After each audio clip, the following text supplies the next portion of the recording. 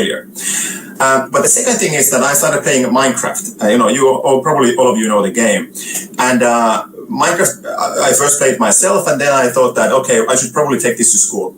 And try with my own class that I was a teacher for like a month or so as a substitute teacher, like somebody who goes into the class when the official teacher is sick or whatever might be the case. So there, the feedback was actually excellent. I know the students really loved it to play it, but also other teachers. And I really started thinking that maybe there is a business opportunity there. And I already had the company from that previous thing. It was still, up and running, although nothing was happening with the company. And then I sent this one email, and I think this email was a turning point. I sent this one email to Carl Menet, who was the Mojang, so the Minecraft developer CEO back in the days. And I just said that, hey, why can I be your representative for education here in Finland? And the guy said that, I have no idea what that means. And I said, well, me neither really. And but Carl said, well, should we try?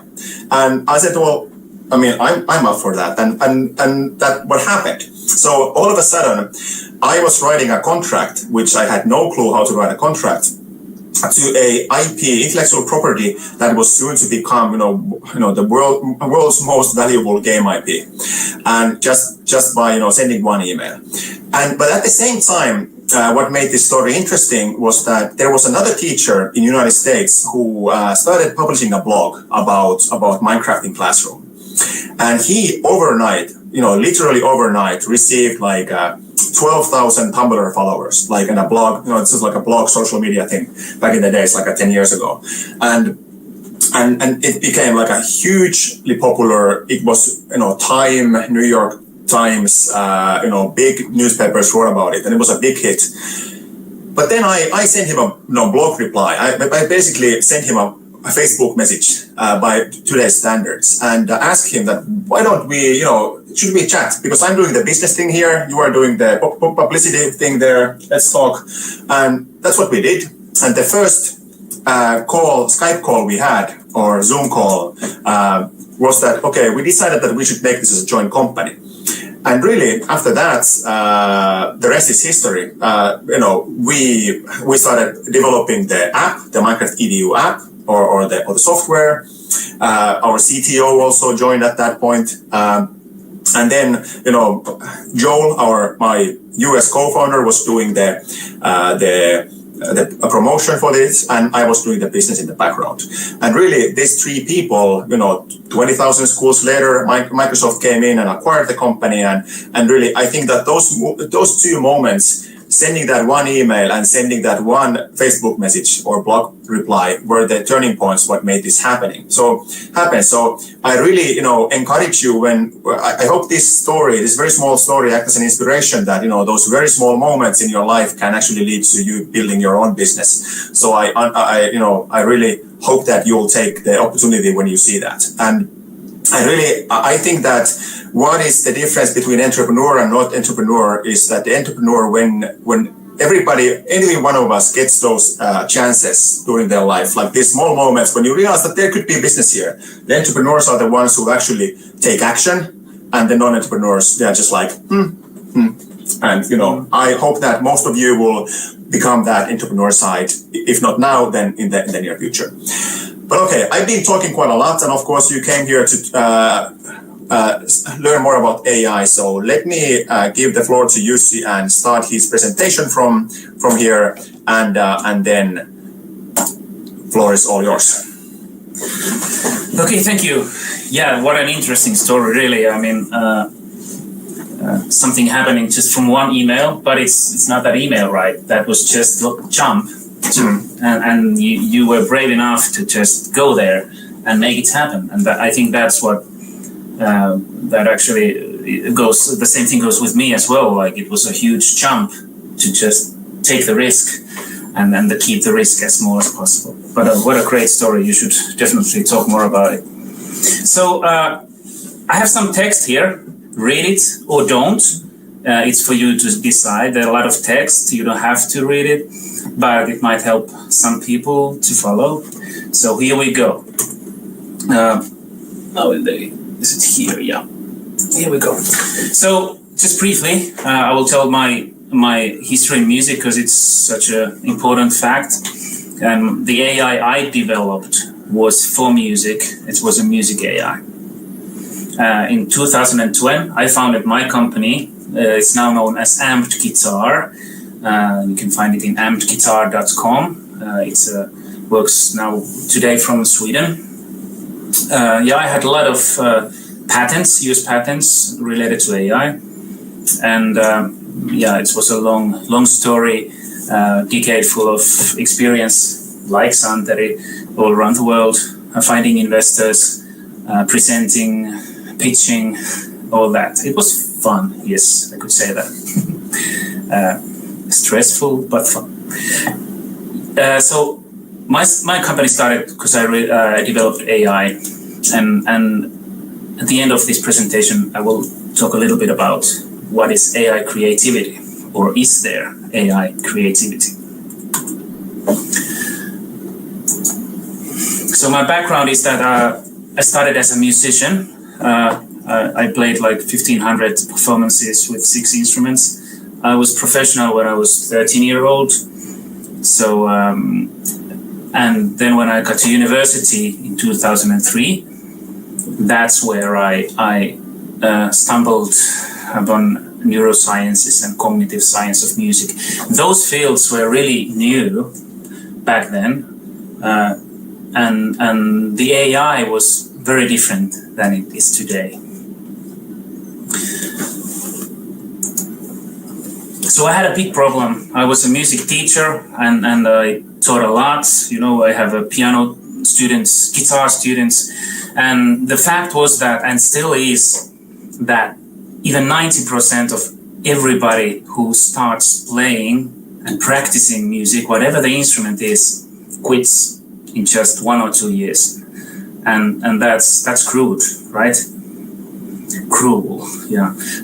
So my question was that there must be a way to teach a computer to understand music like a professional musician understands music, so that the computer, the AI, could help you play in the beginning when you don't know how to play and it's so boring and it's frustrating and the learning is so slow. So I wanted to create that system, and through my studies in neurosciences and the cognitive science of music, I started to get this information and these ideas of, it could be done. But I wanted to make sure in the beginning that there must be a way to adjust how much the AI helps you to play, because I wanted people to learn. I didn't want to offer them a robot that can play for you. I wanted to create an AI that helps you learn to play. So whenever you start playing it, immediately you can play your favorite songs, and gradually you will learn to play it yourself, for real. I'm not going to the full detail, don't worry, but some aspects to my problem back then. So, in every moment in music, the AI needed to know what notes fits right now. The harmony side of it. I know that the Western music is a little bit different than you guys have there in India.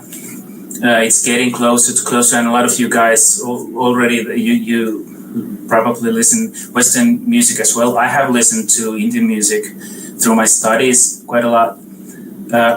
But anyway, there's a harmony, and I wanted to teach computer to understand which of the notes fit, so that if you play mistake, if you made a note that doesn't fit, so the AI can help you, it actually corrects that note to your headphones.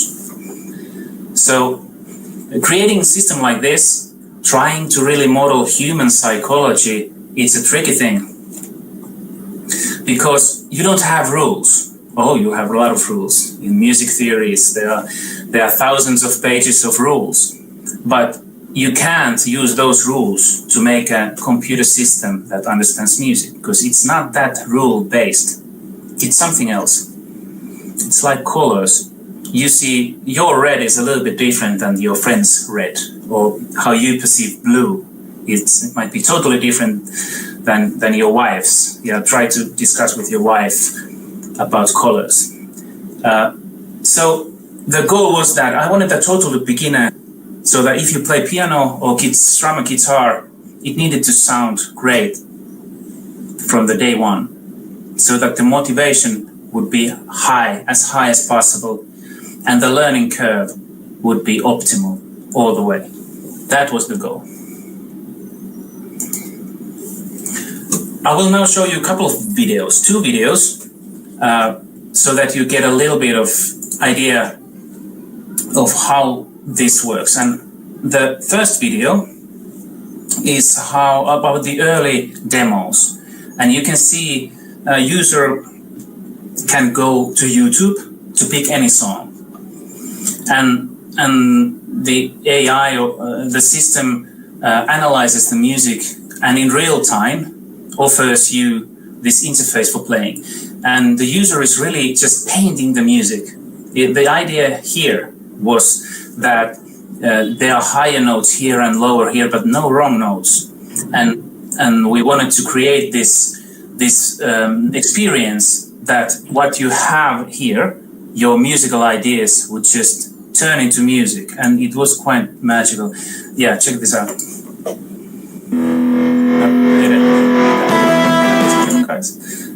The other one. Yeah.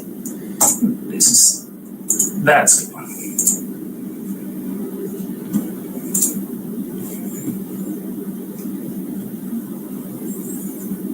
Bit of loading, but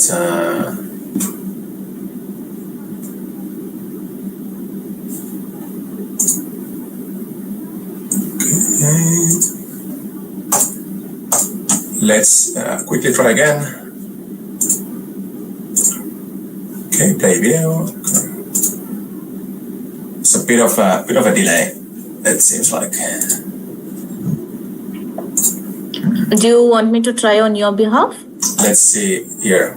Okay. Hopefully it starts to run.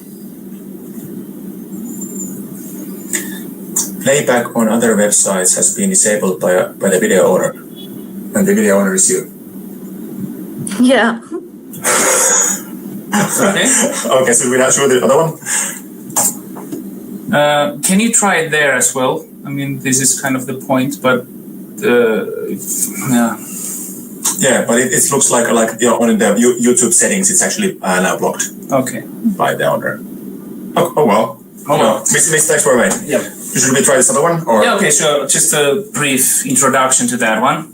So this is now where the AI is in a form of a product. This is a long way to go from demos to a product.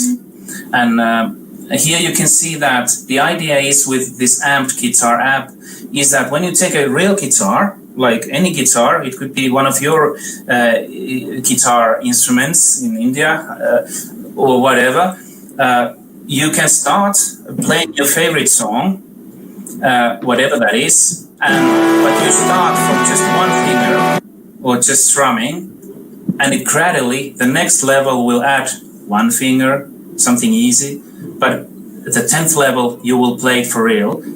And the learning curve is a lot smoother, a lot more motivating, and we can optimize the learning here. So check it out what people do in 5 weeks with the app, okay?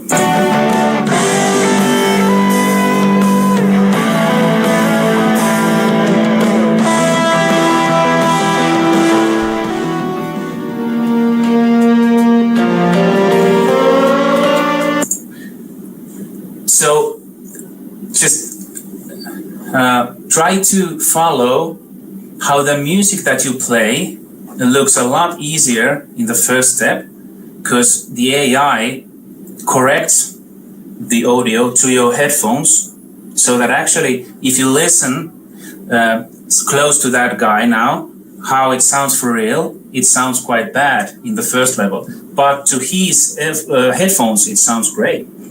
And the 10th level, the last level, it sounds good to if you're standing next to this guy, then it sounds like for real. Okay, let's start.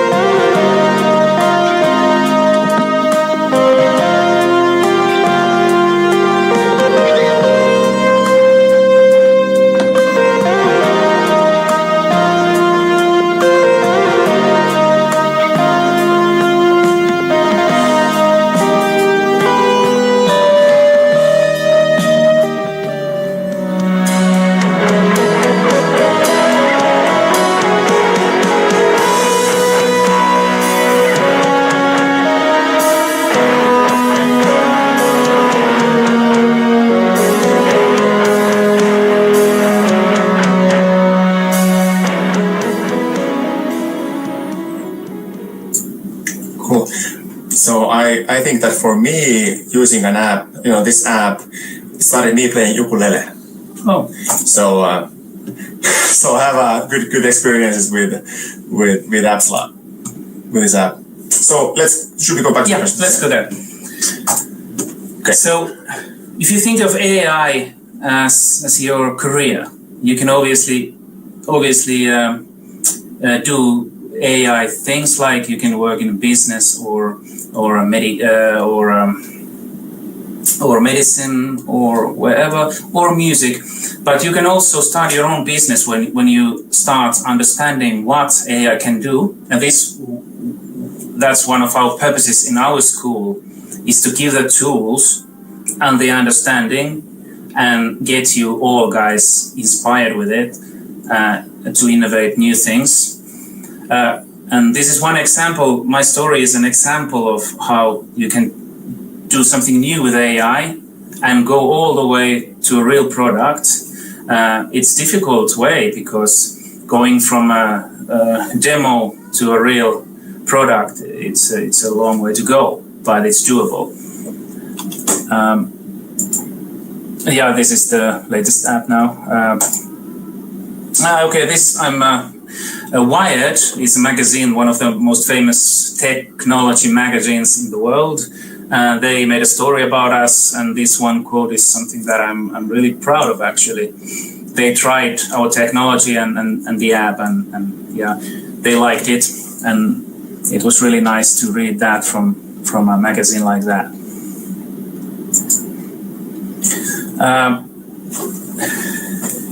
When I founded my company, there was one thing missing.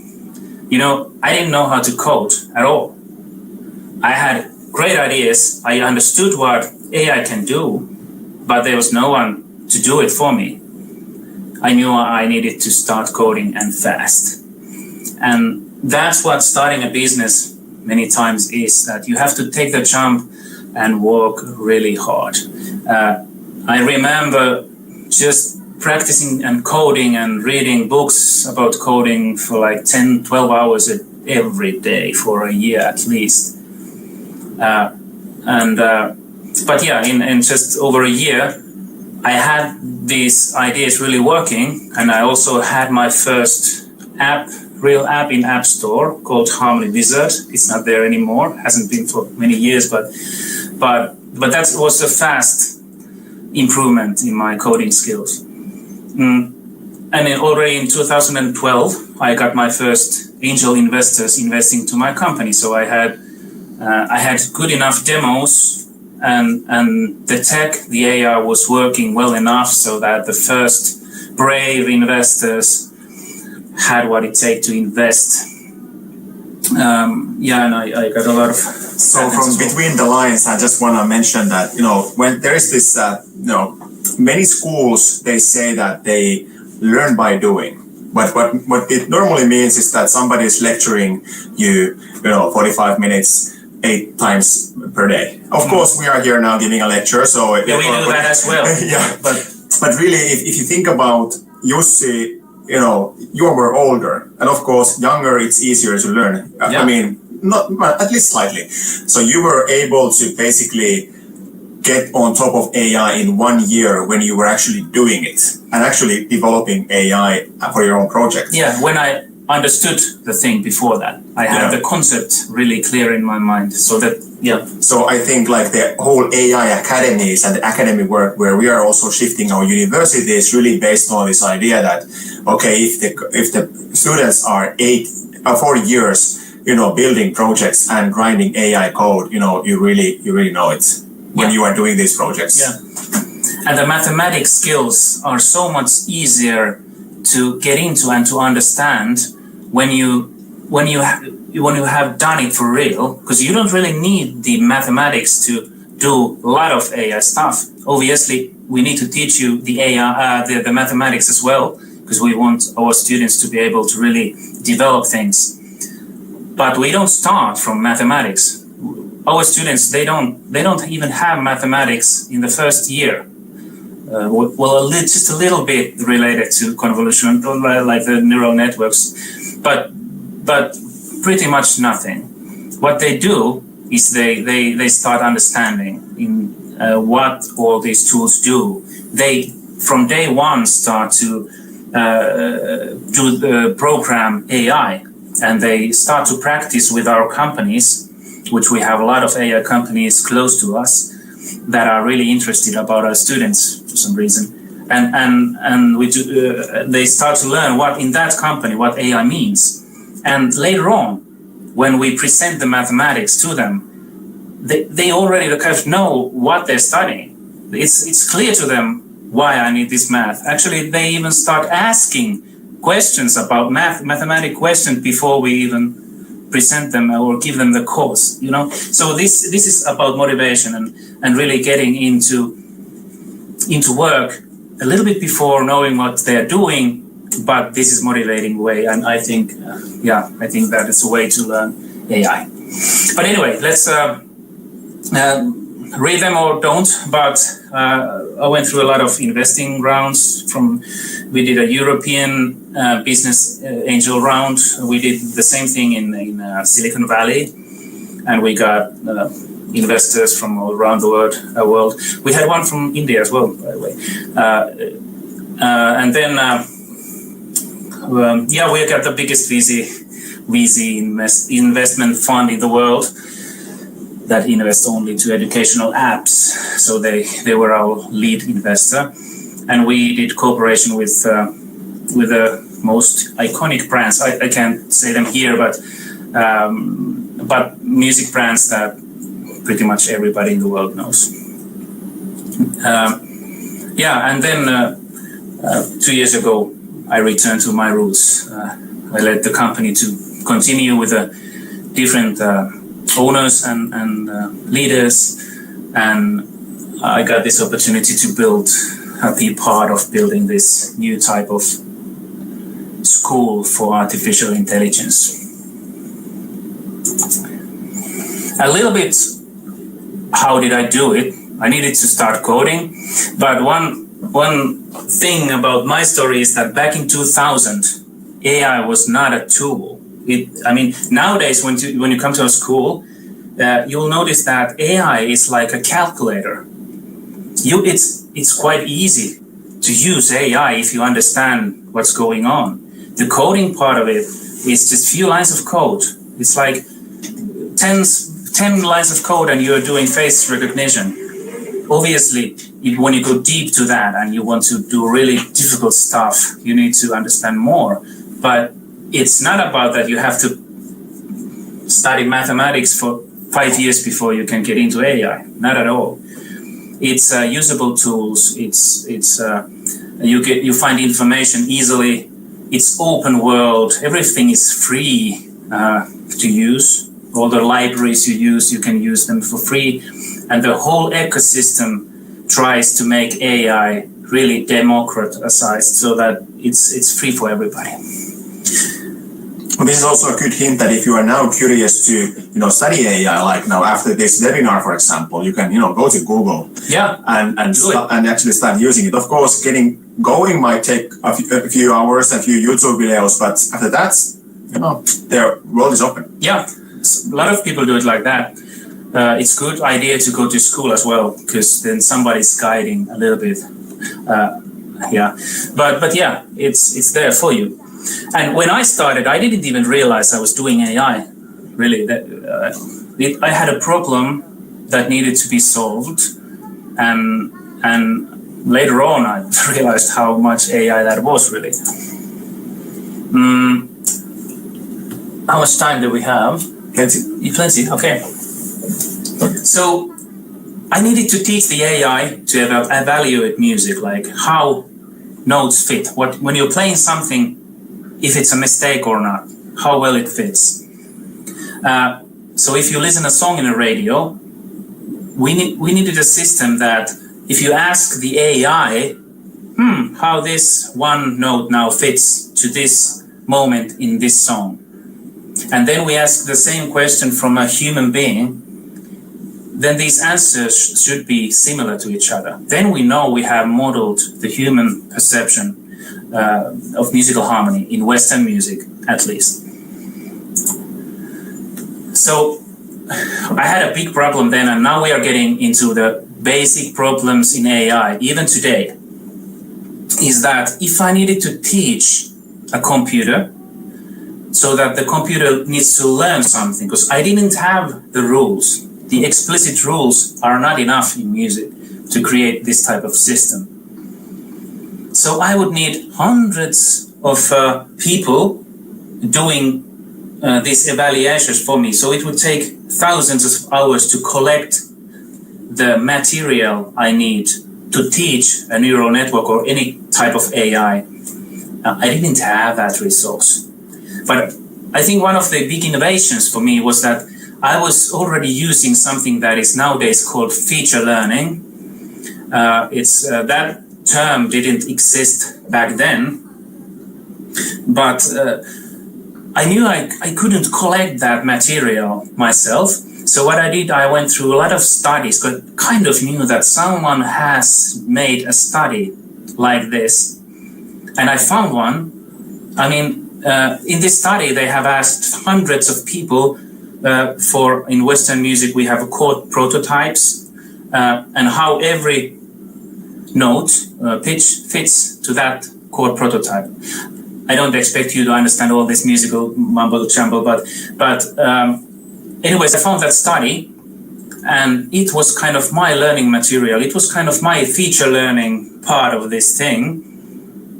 And by the way, if you want to know what feature learning is, it's like if Google have created AI that can recognize all animals from pictures. Let's say it recognizes 50 different animals from any photo.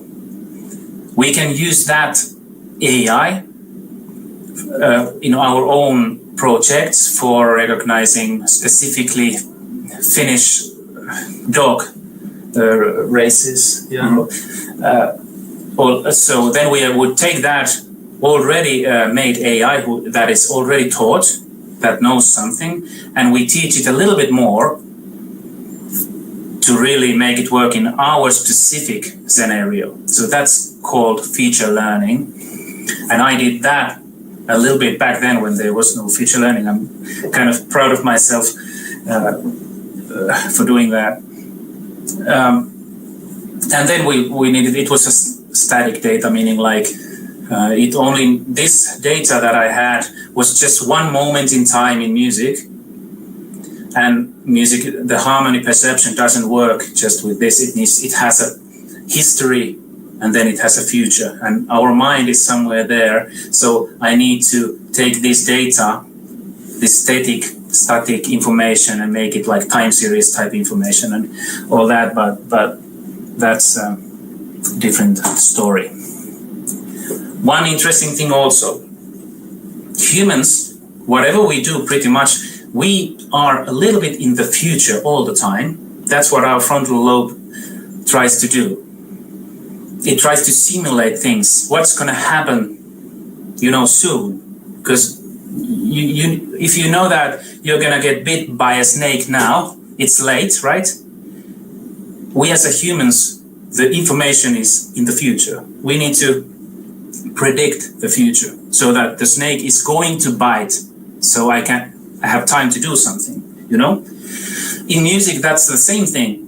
It wasn't enough to know what musical notes fits now. I needed to know what's going to happen just in, a few milliseconds or a second. Because humans would perceive they are already in the future, also in the music. And if I give them notes now, they would perceive them as wrong. It doesn't fit at all.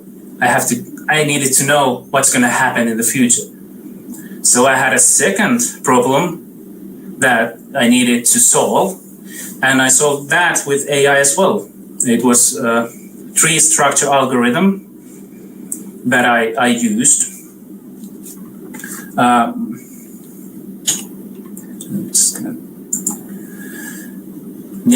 And it worked well as well. And combining these two things, that was it. And I had my system. A lot of work. At that point, I only had this AI. I didn't have a product that was a total different thing. So, but I'm not gonna bore you with that part anymore, because it's maybe Santeri can give you hints on that as well. I promised to tell a little bit about what AI creativity is, or is there. What is creativity? Can artificial intelligence be creative? I use this one example with my students a lot. There are 6 paintings. They are, well, I would say, I'm not going to say they are art, but they are paintings that we humans perceive. We think they are art. Now, 3 of them are made by a human artist, and 3 of them is made by artificial intelligence. And now take a moment and try to figure out which 3 is made by artificial intelligence. And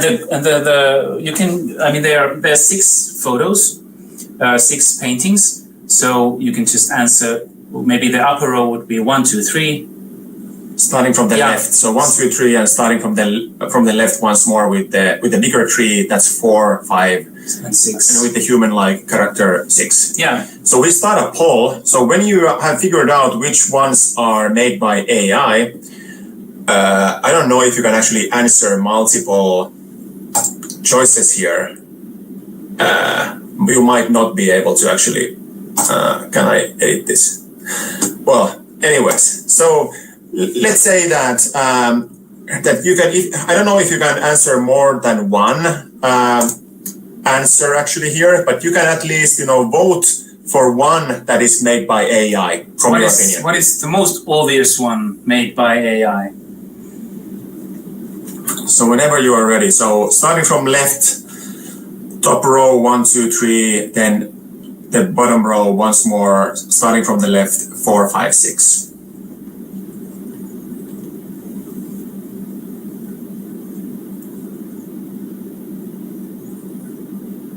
All right, so looks like 5 is like most likely to be AI created, based on your opinion. Now you're influencing the maybe I'm influencing. And this is like in US. Yeah, but it looks like 5 and 3 are getting a lot of momentum. So, but it's really even. It is even. Like we are talking about percent differences here. Okay. All right, so we can now say that your top choice for AI created art would be, it looks like 5, and then the second one would be 3, and then maybe 6 or 1, 6 maybe. Yeah. 6 is 60%. Okay, so 5, 3, and 6 would be your choices. Okay, let's see now what are the real AI ones. 4, 5, and 6. So the point here is that it's really difficult to say nowadays if it's made by AI or not. This same goes with music as well. I use one example with music, but it's difficult to make it happen here online. But the same goes with music as well. Artificial intelligence can create music, poems. They can chat with us through chatbots, bots, and it's really difficult nowadays to tell if you're chatting with a bot or not. So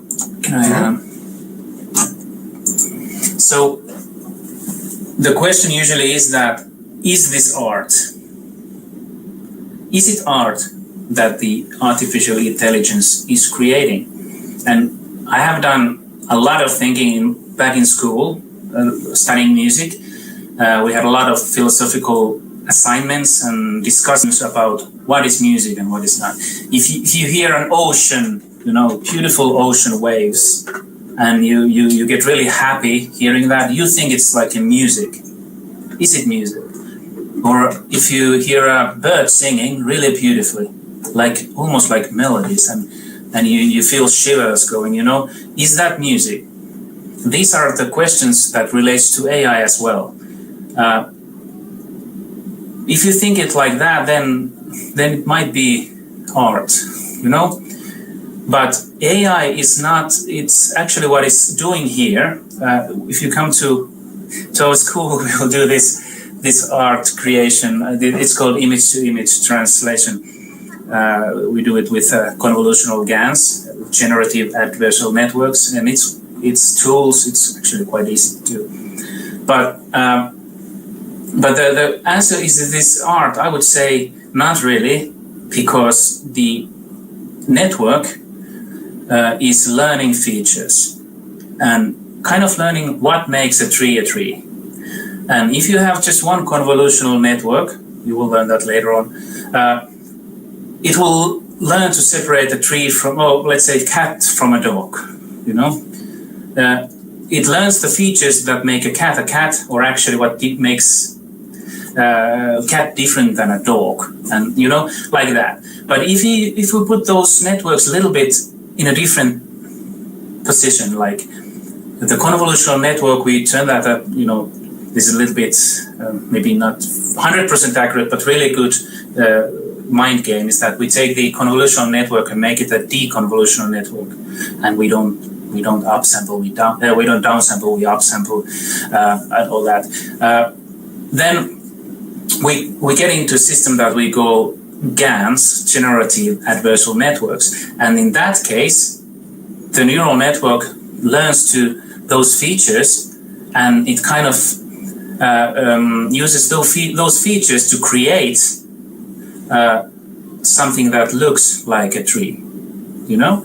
And then there's two networks. There's the generator network, and then there's the discriminator network, and they are learning together. So we get into this system. But this is all possible in many domains. I mean, it can be art, it can be music, it can be, like I said, poets. You can see already, like, AI is composing emails, for example. This is a tool you would learn as well. There are a lot of these type of tools, and the final thing to this is this art. I would say that when this system is, it's quite similar to what happens here as well. We also detect features, and we also do the same type of. We combine the features and their combinations, and we create new things in our head as well. But when we connect some type of emotional system to this thing, actually, if we just put a sensor that detects our skin conductance response, or some kind of a thing that tells about my emotions, and I connect this to the computer, and we teach the computer to create art and follow my emotions, I would say it's creating art, because it is trying to create something that affects my emotions. And if I create art, I will try to play something with a piano that touches Santeri's emotions. So we are getting closer, maybe closer to that people really realize.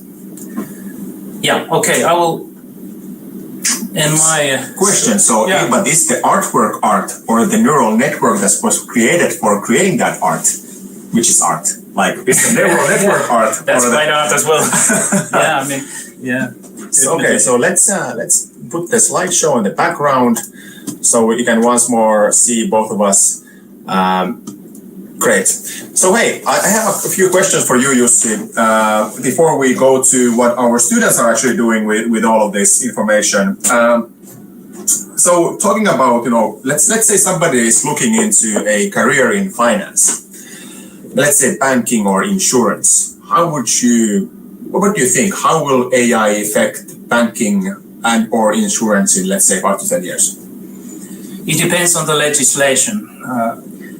I mean, AI has been there for years, and if we talk about data analytics, there are tools that, I mean, it's very difficult to tell where data analytics starts to be AI or other. It's not clear, but it's been there for a long time. So if insurance company would have all the freedom to get all your information and use whatever techniques they like, if there's no legislation, they already for like 5-10 years have been able to detect how much they need to ask for your insurance, and many of you guys would not get insurance, and because of the AI is telling, no, you should not give insurance to that guy.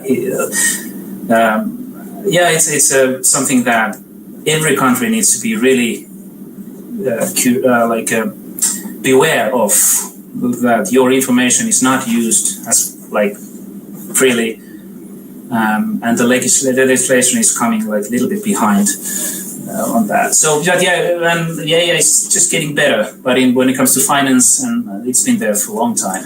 But if I start studying finance, let's say banking or insurance, should I be worried about AI replacing me in 10 years? Well, if you're an insurance, whatever that is, who decides who gets insurances or who gets loans in a bank, maybe, but not worried. I mean, worried. In every moment in time, there's been the same discussion when factories, electricity came. Think about how many people started thinking is this electric thing gonna replace me? Yes, it did, but that's something we can't stop. And now AI and robotics is doing that thing. So it's not about are we afraid of my job? It's more about how I can learn new things all the time, and how I can move in this stream of change. You should all learn a little bit about AI, so you can, how to go in the stream and how to survive.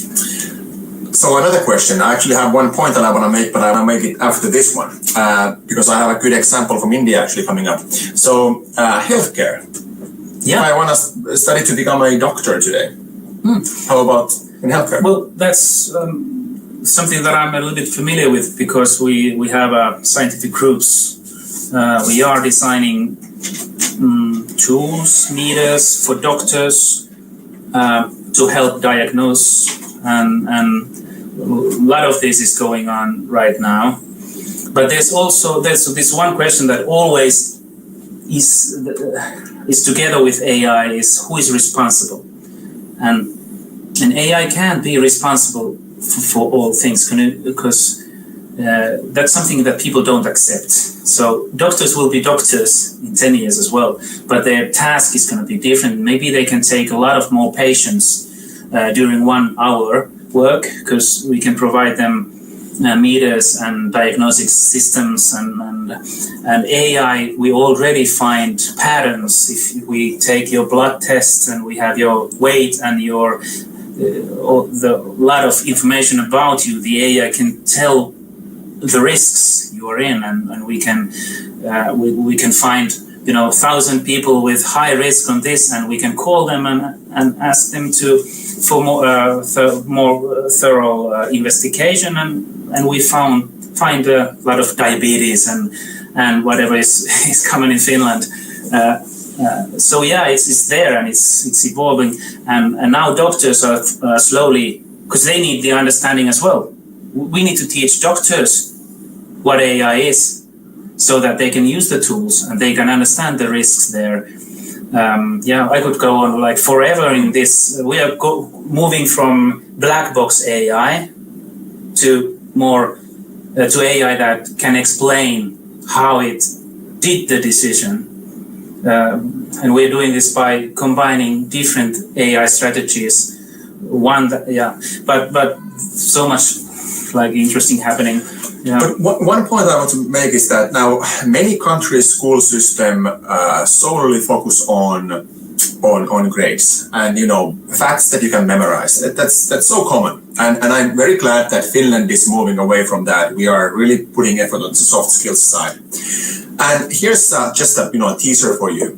So all the doctors that I know and nurses, they all of them say that nurses will disappear, after doctors. So doctors who are doing the diagnostics are more in line when it comes to AI, doing part of their work, but nurses being, the caretaker, the human who actually spends time with the patient, that person is going to be there for a long time, at least for the generations that grow up currently. And really, all the doctors say that the most important, at least the good doctors, the most important part of my work is to assess the human condition. Like, in what state are you in? Like when you walk to the clinic, are you depressed? Or do you look like you are sick? What do you say? Things like this.